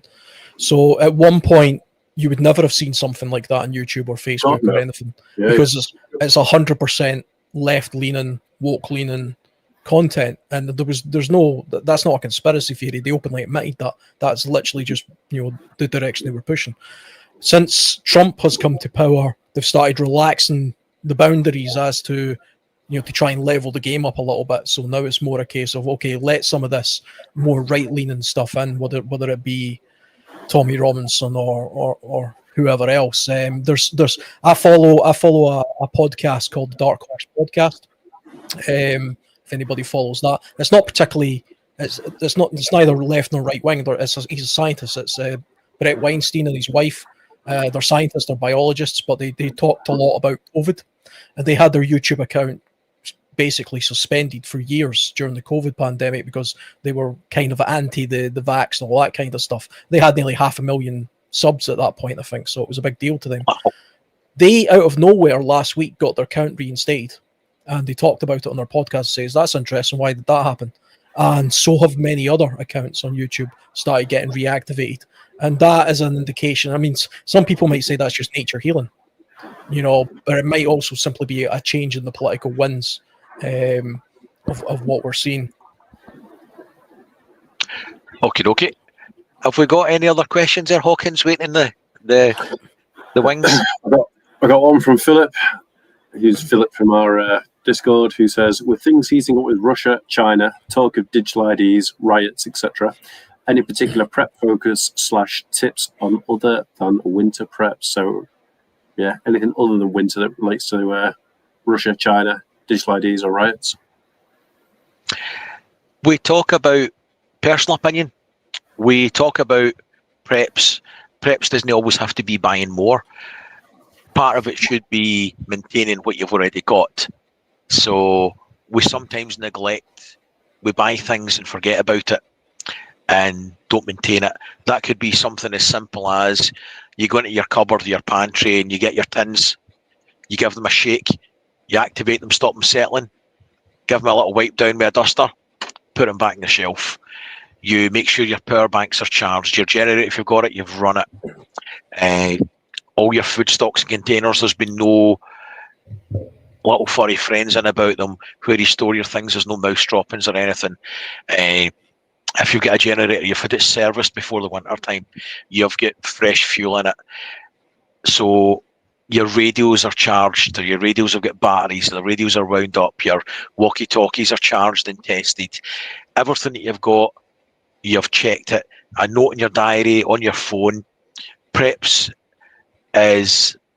maintenance is just as important as buying the preps. So that would be my nugget of wisdom for what little it's worth. Ben, what's your thoughts?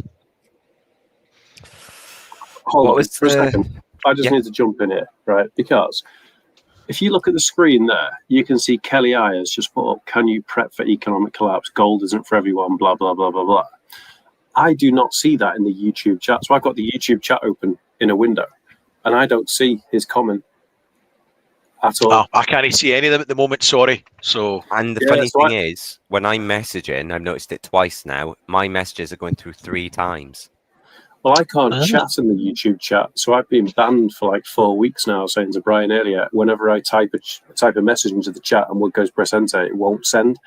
I'm still a moderator. I can still moderate other people's groups and chats, but I can't type into the YouTube chat. But I can see Kelly I chatting in the stream chat that he's bought, but I can't see it in my YouTube chat. So sorry, Kelly, if I'm not answering your questions, but yeah, I just found that very weird. I just wanted to jump in for a second. No, that's fine, mate. We'll flag that and we'll come back to it. We'll try and catch up with these questions as long as you've got time to keep going. I'm free for as long as it takes. But what was the question now? Because I've forgotten. What was the question again, Hawkins? With things heating up with Russia and China, talk about digital IDs, riots, etc. Any particular prep focus / tips other than winter preps? Oh, right. Yeah. Okay, cool. Right.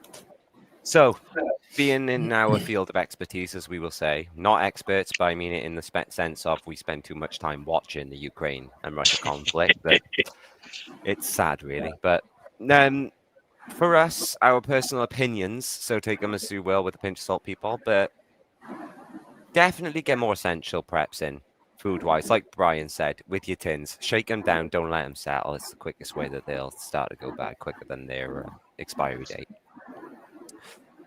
Make sure you do a little bit of gardening if you have access to your own garden. even if it's just a couple of carrots or a couple of potatoes, it don't matter. It doesn't need to be massive, and you don't need to label yourself a prepper. But with China, Taiwan, the US now going from whole anti-war to I declare war on Venezuela, basically. I'm not saying that's what has been said because it hasn't been a declaration of war, but you know, It's they're not far off, kind of is it? saying it in a nutshell. With They've moved renaming. troops to they've moved to Navy ships with Marines on them. Yeah, exactly. And you know, for us, just be responsible when you're out and about. Think, would I need an extra few of these or a few of those? And if you've got the budget, do it. If you don't break the bank, because if the banks go down, you've got nothing. Not It's unless fair you enough. prepped and got cash. Alan, have you got any nuggets of wisdom for the viewers? Do you know, I would say, with all the things that go on in the world, I mean, it's too hard to prep for everything. You can prep generally for yourself and your own well-being and your household, basically. And off the back of that, you can try and approach any emergency that comes your way. You know, obviously prep individually for individual things. If you live in like a hurricane zone or an earthquake zone or a flood zone or something like that, prep seasonally a little bit as well. But I think it's a good idea to take a little bit of take inventory of what's going on and what you can control. None of us can control what the politics is going to be in Russia or China or Taiwan or the Middle East or any of these places. But what we can do is take a look at where we're getting our information from. We've already spoke a little bit on this discussion about how the government is censoring us a lot. We know we're under a lot of constraint. We know we're not seeing all the information we're supposed to have, and we know we're being heavily, heavily censored. I used to watch Russia Today just for the hell of seeing what they were saying, even though I know it was nonsense. But see the fact that it's now blocked in the country without a VPN, that annoys me, because that's being deliberately taking something away from us. That's different, because you got, obviously, from what I assume by hearing what you said, you can still access certain ones through a VPN. We can't, don't you? Well, there's ways and means. I don't know which VPN you're using. It depends which server that you click on. So some countries in Europe, for example, are also blocking RT today. So if you go into their server in the Netherlands, you'll probably still not get it because it's blocked there too. But Highly recommend it. There's ways of that. So I mean, I would say take digital stock of your preps, your digital preps. Your digital preps are your information. Where are you getting your sources from? I like to boil it down. I've got like 6 podcasts I listen to. I've got 4 news sources. I've got a couple of mainstream ones. I listen to Radio 4 and stuff at work. That's my mainstream information for the UK. I follow a bit of American politics. I follow some British politics. I follow some Scottish politics. I leave it at that. I don't go mental with it because it's not my expertise and there's nothing I can do about it anyway. Off the basis of all that, plus the Discord chat and chats like this, it gives me a little bit of a picture to know, what I'm doing. I've got no trust in institutions, so I don't trust institutions now, full stop. So I tend to go by, it's a red flag to me if an institution says, suddenly do this, suddenly pay attention to IDs, or suddenly pay attention to energy costs. I watch that with caution and I'll prep accordingly to that. I don't have unlimited money, so all the things I would love to do, I could list them off all day. I'd be in a bunker surrounded by gold, and you know what I mean. So would we all. But We'd all be in that bunker, mate. Yeah, we have to be realistic about what we can genuinely do as preppers or survivalists. That's right. No, I agree with you there. It's mad at the minute, though. Hawkins, you want to take a stab at it, mate?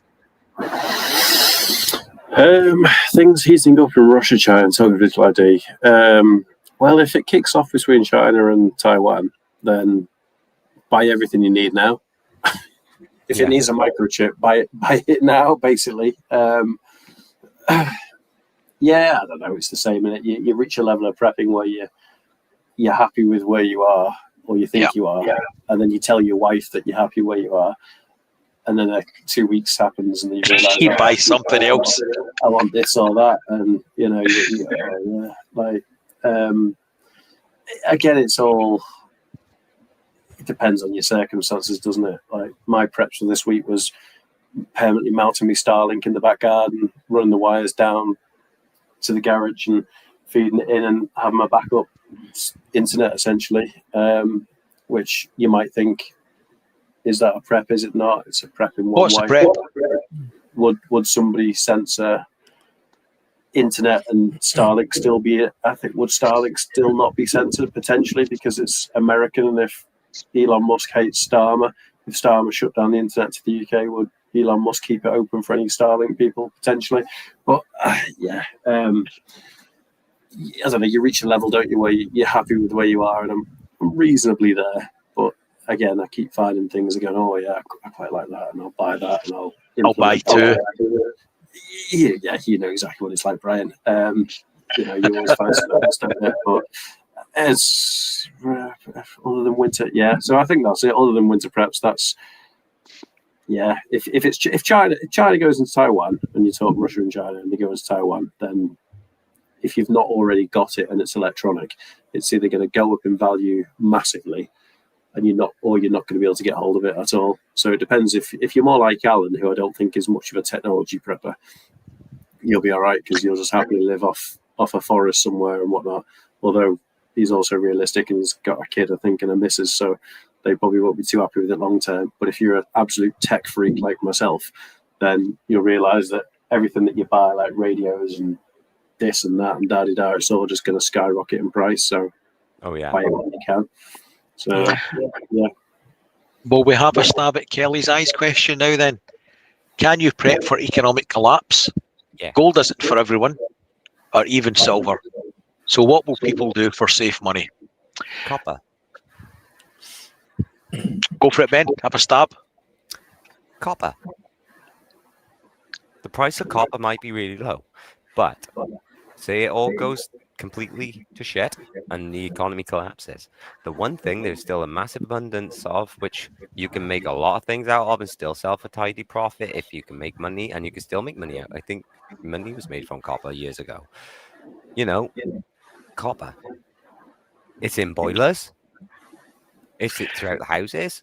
And if it was really a bad shit at the fan scenario and it's houses that have been bombed and it's all gone to total shit with the economy as well. And if you want electricity, you're going to be using a lot of copper. There you go.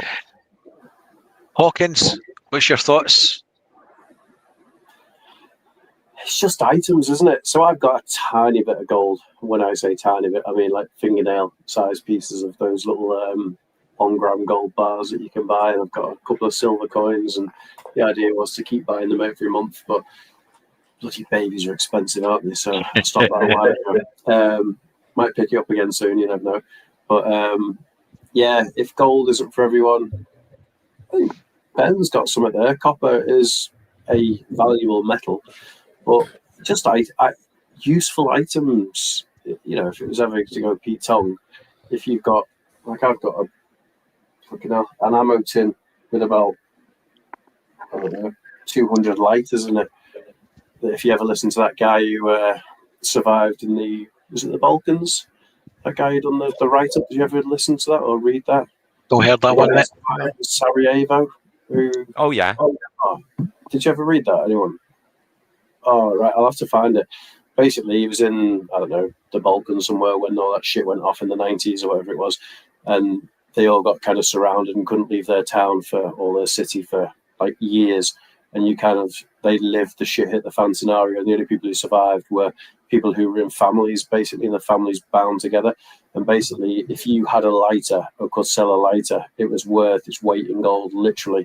So items like that, I suppose, if you want to talk about money or preps in a shit hit the fan scenario, something that somebody hasn't got, isn't it? That somebody needs. Yep. So water filtration, the ability to make fire, the ability to keep warm, the basic human necessities, essentially. I think spinning it on its head, preparing for an economic collapse doesn't mean that you have to prepare by having a valuable metal to exchange.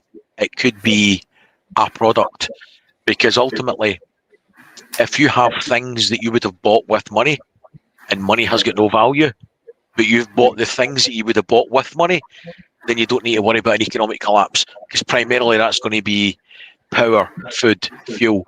If you've already got these things, then you have got a buffer for an economic collapse. So your generic prepping, once again, will encompass and cover for a multitude of SHTF scenarios, including this one. What's your thoughts, Alan? Have you got any spin on that?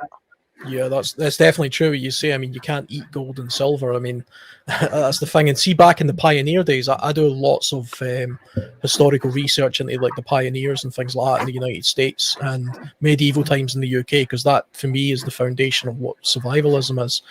And weirdly enough, nails in the pioneer days were a very, very high prized item. Nails in a complete SHTF situation are you just can't get them. You can't make them easily. They don't come across them easily, and they're the kind of item that once they're gone because people use them and hoard them. So I've got like bags of them just because I always had that in my mind that was so valuable in the pioneer days.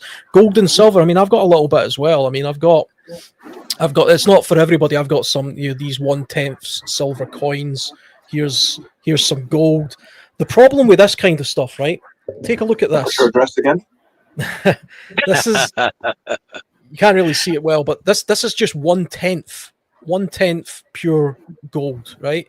That cost me about 130 quid at the time. It's about 190 pounds now, just for this tiny little piece. It's about the size of a 5p piece, right? The silver equivalent to that, by the way, is only, I think it cost like £14 or something when I bought it.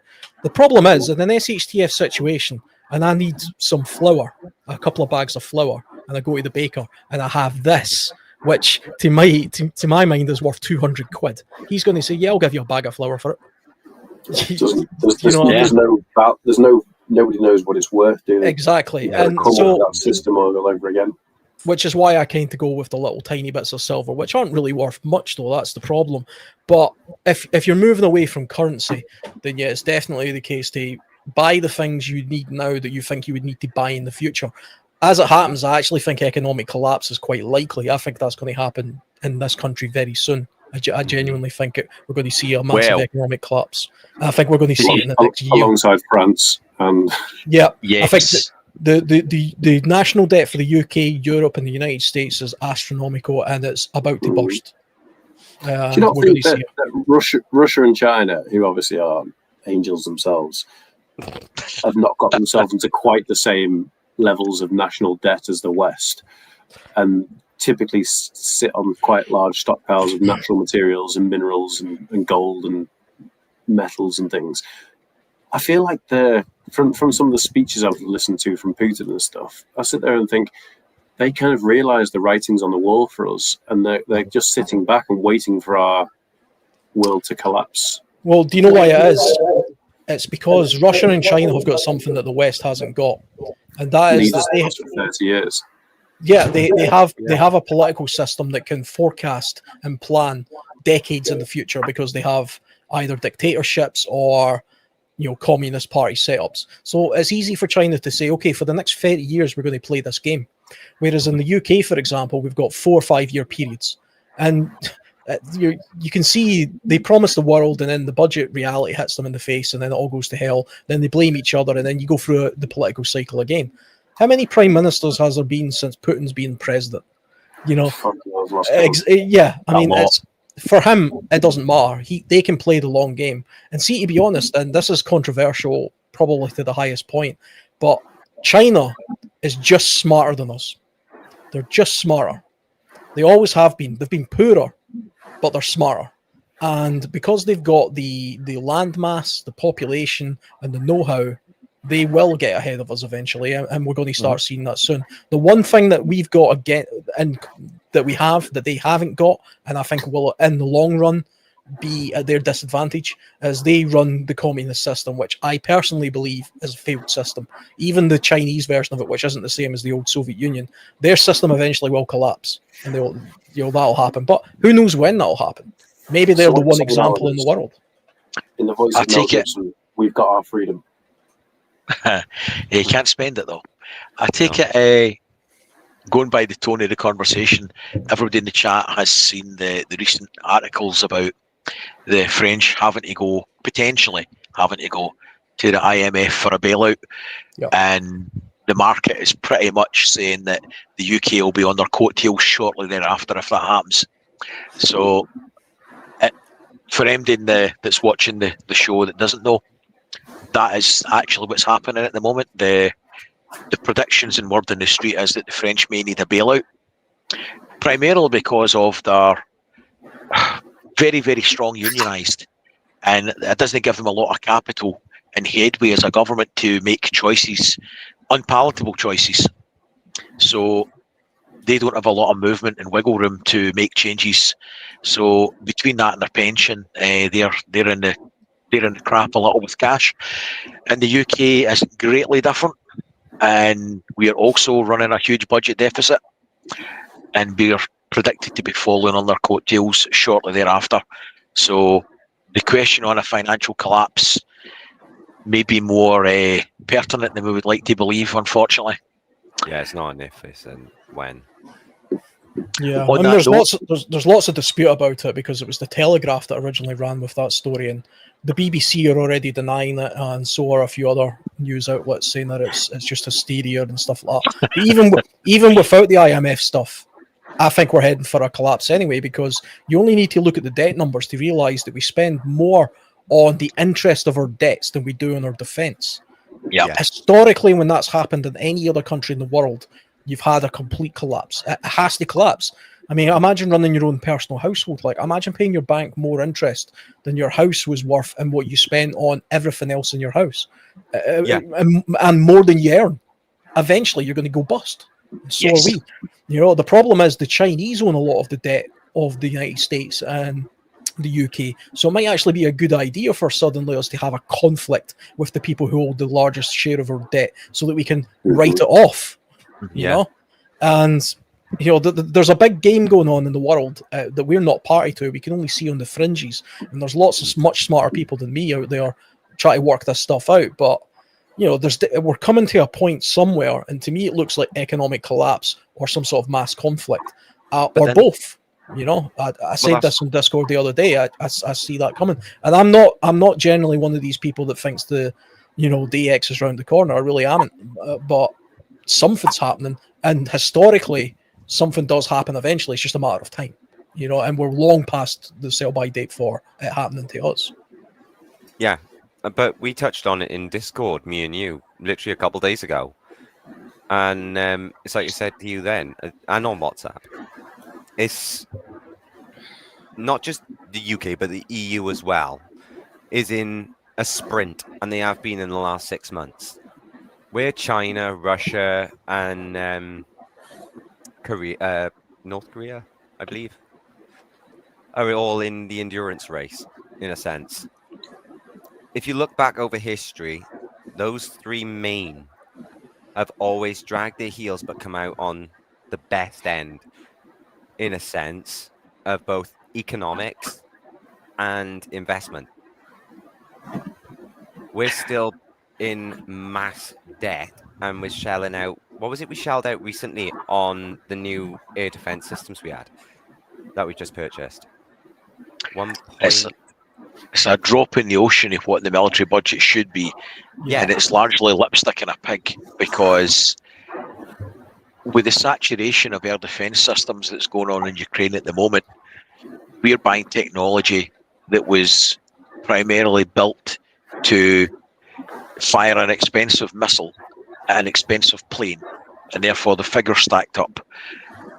We are going backwards and stagnating, whereas the innovation that's happening in Europe at the moment and the warfare changes, we shouldn't be buying that sort of shit. Yeah, the big expensive flashy bombers and things and fighters have still got to be taken out, but it's when the submarine comes up to your shore and zaps these expensive things with a cheap missile, or fires drones out the conning tower that cost a couple of $100. I don't think we're in the West. We've embraced the changes in Europe. We're watching it, we're aware of it, but it just takes us so slow. We're so slow in making any changes.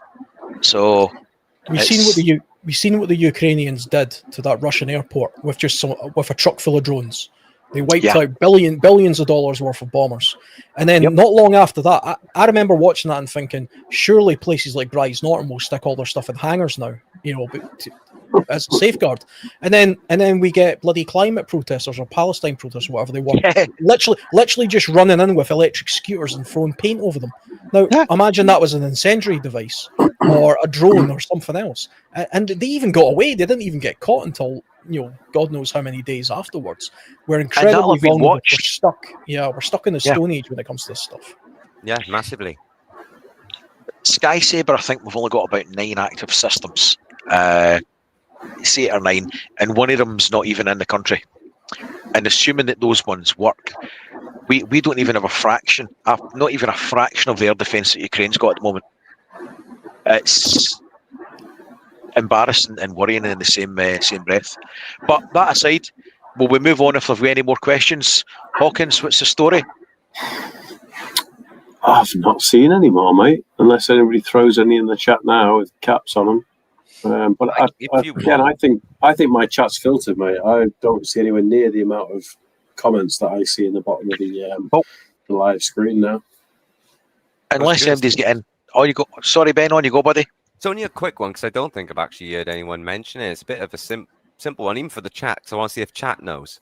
We don't even know locations or anything, but do all of you know, just off the top of your head, where your fuse box is? I know it sounds like a little bit of a quirky quiz, but no, genuine thing. I ran through Mrs. RP with this. Do you know where your fuse box is and your gas and your water stop taps are? Yes. Yeah, I mean, that's a very basic prep. Everybody should learn that stuff. Funnily enough, I did not know where my water stop was when I lived in a flat about 10 years ago. And I pulled a wash machine out and the hose was burst everywhere. I flooded my entire flat because of that. It wasn't even an easy tap to get to, so I learned the lesson the hard way with that. Well, I didn't know where our water one was. Have you seen this? That's an excellent point, Ben. Yeah, Mike's trying to cut us off because he's so jealous that we've got more people watching the live tonight than he's ever had in the past. We've covered a lot, and as always, it's great to see so many people in the chat that you're willingly give up your Sunday evenings to listen to us prattle on a lot of bollocks. And unfortunately, the eye candidate is young Michael is unavailable this evening, so you've had to put up with us. So thanks for bearing with us for the last hour and 52 minutes. Hawkins, there's no point coming to you because you don't have a channel yet. Ben, is yours up and running? It is, There's no yet. I've put stuff up today. As Mike always likes to do, it's your chance to tell us all about it and sell yourself. So go for it. Well, I'll skip the pleasantries. I'll just say we're Renegade Preppers UK. Check us out wherever the link is that Miss Worm does for us, and catch you guys over there. Awesome, mate. Short and sweet. Alan? Yeah, the World Survivalist channel. It's mostly outdoory type stuff, wild camping, kit reviews, a little bit I'm doing a little bit more of these lives now all of a sudden, so there's some of that stuff on there as well. I'm trying to include more prepper related stuff, and I've got some plans for the channel next year that'll be interesting, I think. So yeah, that's where I'm at. Good stuff. Although Hawkins doesn't have a YouTube channel, it's worth mentioning and pointing out that, like Miss Worm, he does a lot of things in the background that people don't always see. So he spent a lot of time helping out the community with comms in a big way.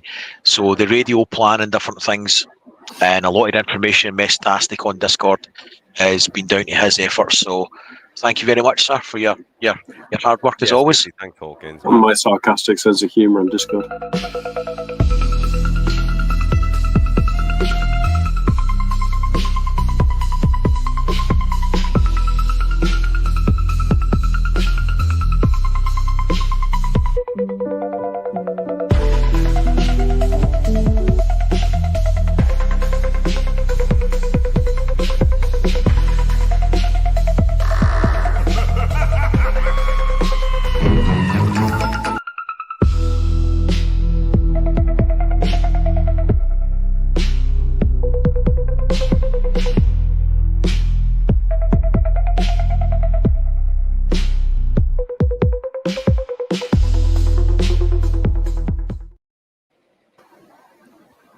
As Mike's just posted, our very own Miss Worm, a published author no less, and all the other mods who help out. Evil Girl herself helps out in the Facebook group and spends a lot of time on that as well. There's a lot of people do a lot for UK Prepper Network that they don't see the light of day. So thank you very much, guys. Other than that, nothing more to say other than a quick cheerio, and Mike's doing a I think he's uploading a video of his bike ride at 10 o'clock. So that gives you 5 minutes to get a cup of coffee, a cup of tea, and go and support him for his efforts. So what you're telling me, Brian, is that now we get to sit back and watch Mike suffer in pain during a YouTube video. Yeah, I may need tissues and lube for this, so I'll better get ready. Silence! On that note, guys, thanks for your time, and we'll see you later. Cheers. Later, folks. Take care, Cheers, all. Brian. See you, Alan. See you, bud. In the glow of embers dance, we've prepared for every chance, living simple, living true, with the dream we all pursue.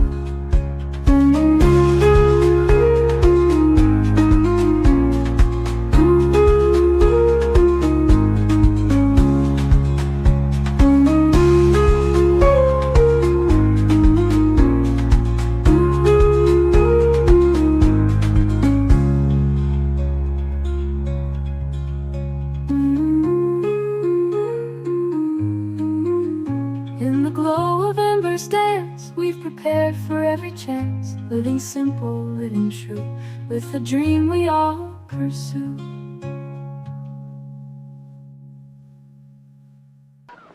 I'm Brian! I'm Brian! I'm Brian! I'm Brian! I'm Brian, and so's my wife! Right, take him away and release him. No, I'm only joking. I'm not really Brian.